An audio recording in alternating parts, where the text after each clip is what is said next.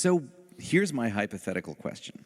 If you hadn't started Facebook, there would probably be something like Facebook now. Oh, yeah. Would it have to have been something that started out as a network for college students? Was that thermal so powerful that the winner would have had to be one of these college things? Or could MySpace have sort of morphed and grown and, become it? I don't think it had to be a college thing.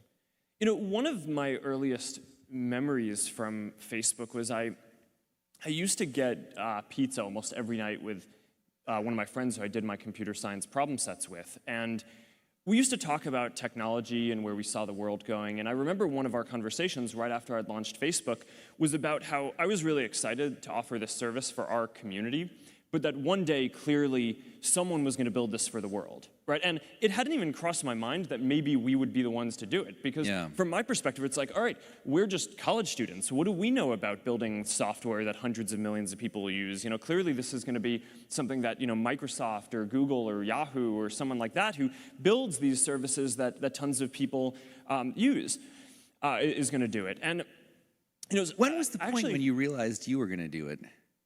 Like, how many schools did you have before you realized that this was probably it? It was probably later on when we went outside of college. But even then, up to the point where you had hundreds of colleges, you still thought some big company was going to come along and do this better? Well, not necessarily the college part, but I didn't know that we were going to be the people building the community to kind of connect everyone, right? So it's In retrospect, though, it was pretty obvious. No, not at all.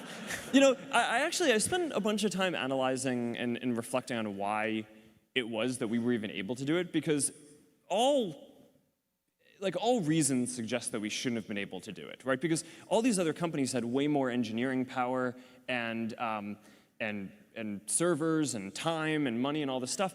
And I actually think that this is a pretty instructive thing for anything that you want to go do, because the same property is going to be true for anything that you guys start, is that someone else is going to have more resources and be able to do it.